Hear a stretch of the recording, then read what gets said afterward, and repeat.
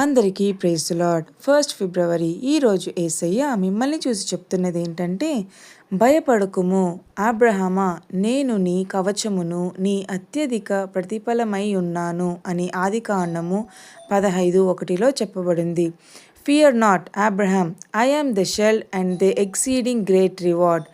అబ్రహాము 4 రాజులతో యుద్ధం చేసి లోతును రక్షించాడు. రాజు ఇచ్చే సంపదను అబ్రహాం తిరస్కరించాడు. దేవునిపై నమ్మకం ఉంచాడు. దేవుడే స్వయంగా దర్శనంలో వచ్చి ఈ మాటలు చెబుతున్నాడు.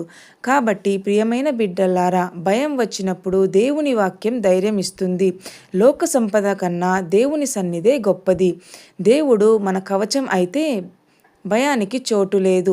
దేవుడు తన వారికి కేవలం వరాలు ఇవ్వడు, తానే వరంగా ఉంటాడు.